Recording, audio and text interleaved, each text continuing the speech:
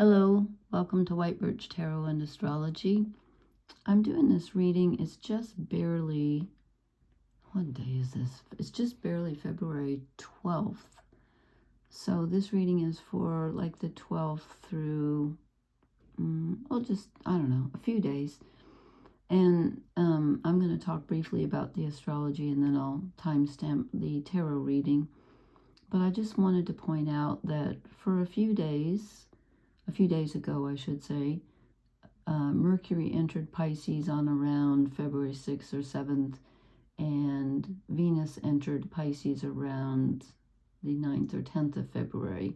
So right about now, Mercury's, in the next day or two, Mercury's about 10 degrees Pisces. Venus is about 3 degrees Pisces, so they're together.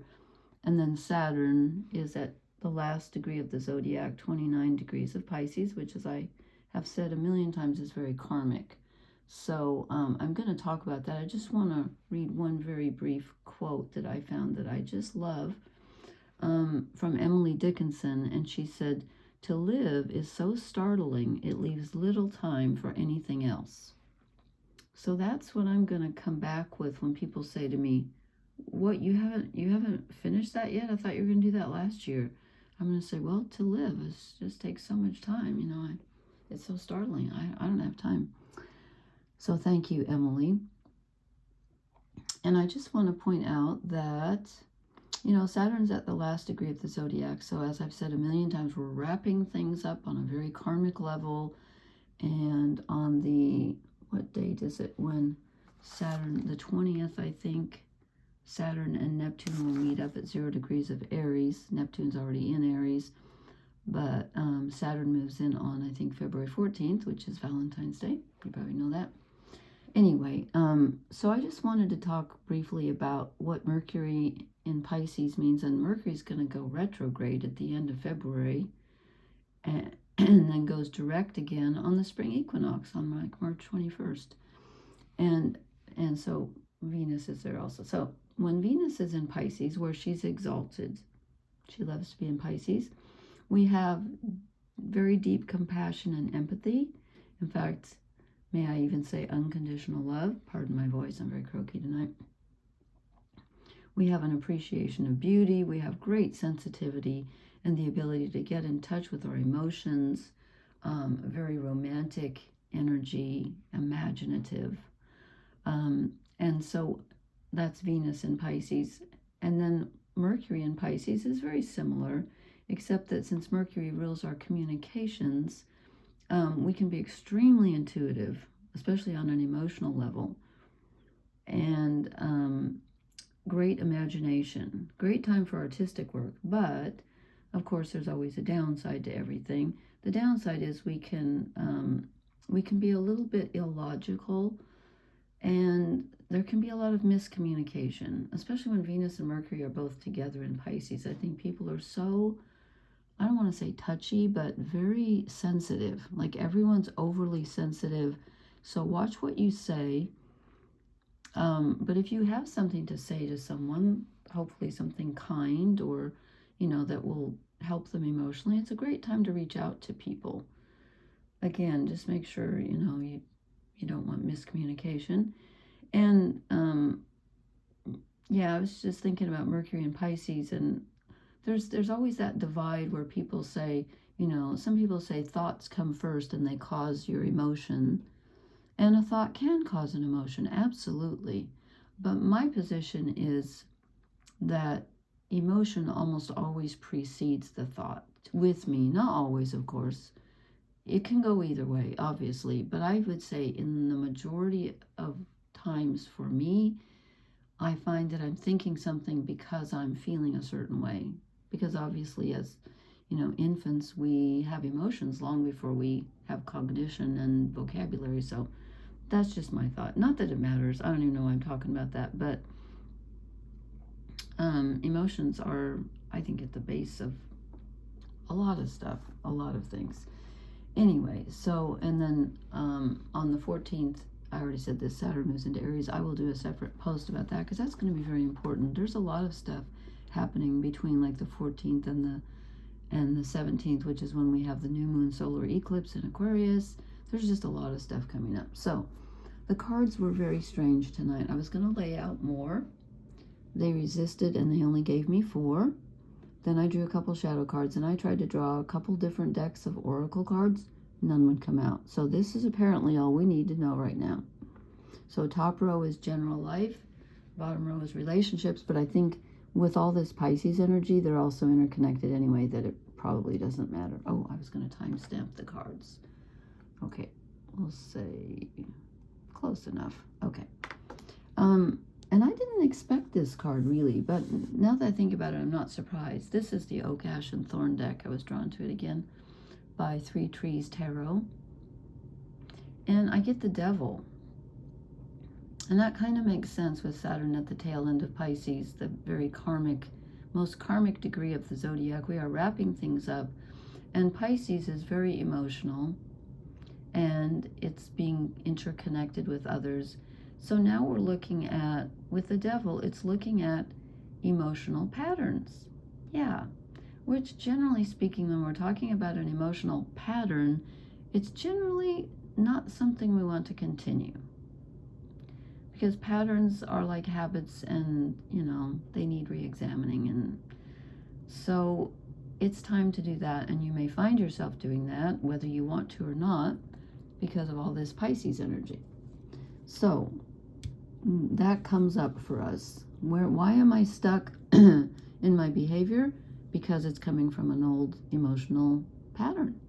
Why am I feeling this way? Why am I saying these things to this person? Because it's may go back. You may have to go back into the past. And again, we've still got Jupiter retrograde in Cancer, which is, you know, quite a bit about the past and childhood and being nurtured, etc. Okay, then we have the Queen of Cups.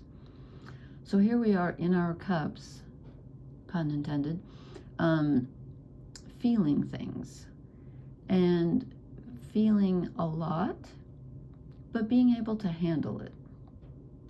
You may not feel like you can handle it because Pisces can be rather overwhelming. It's like, you know, the wave comes in from the ocean and sweeps you away. But she's the queen and she knows what she's doing. She's not afraid. And she's feeling it. So get ready to be in touch with your emotions, because you will be. And with Mercury in Pisces, as I said, you're also going to be analyzing them a bit. You feel them first, but then you're going to look at where have they become a pattern and where did that come from, and do you want to keep that or not? Okay, then I said bottom row is relationships, but again, I feel like the whole thing is all interconnected. You know, the microcosm is in the macrocosm and vice versa. So we have the Wheel of Fortune.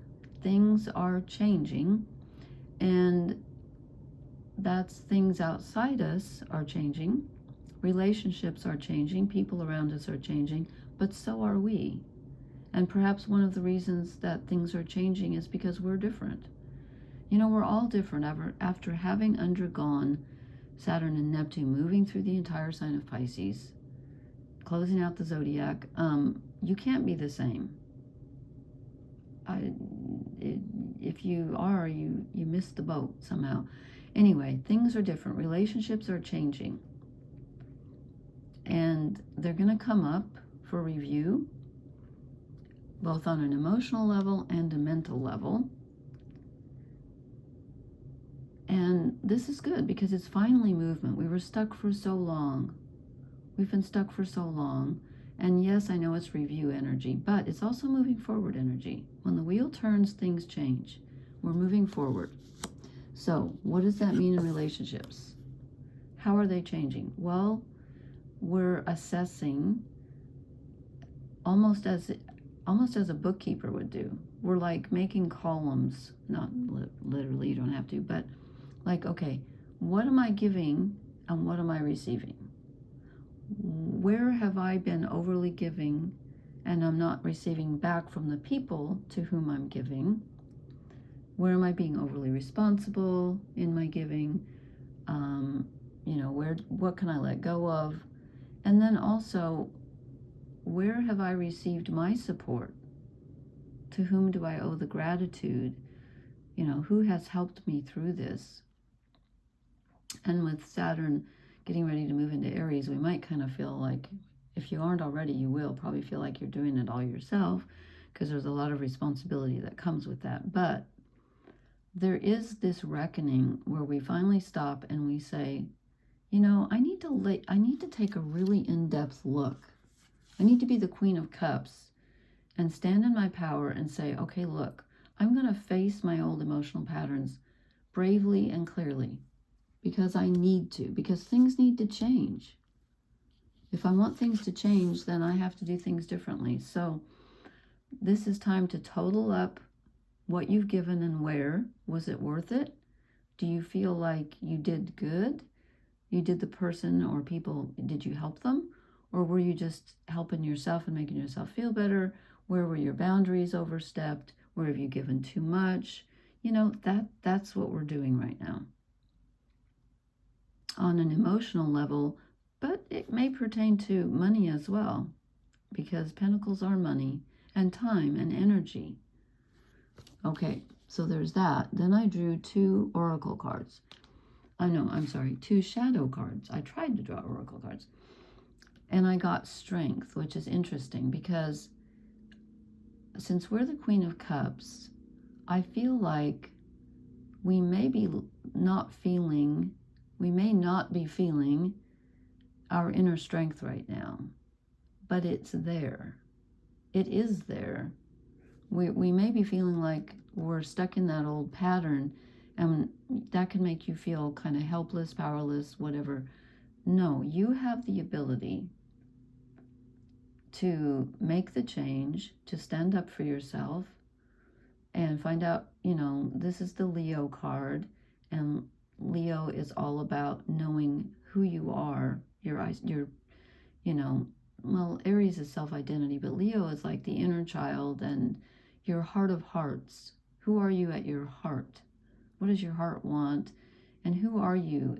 All the fire signs are about, you know, identity and meaning. Leo is just about like, what's at the heart of you? So I've said that a million times. I just think I said heart too many times. But we have strength that we don't realize we have. And I think it will be coming out, especially as Saturn moves through Aries. Saturn goes in, when did I say? The 14th? Whoa, that's coming up.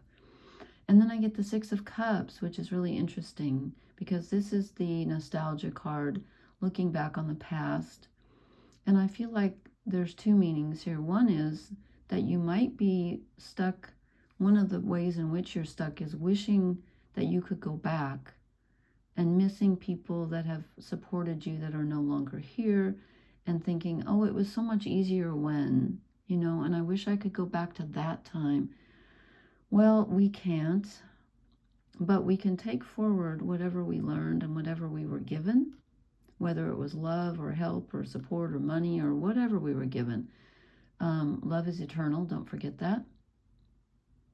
So I think we could be, you know, kind of a little bit stuck in the nostalgia wheel.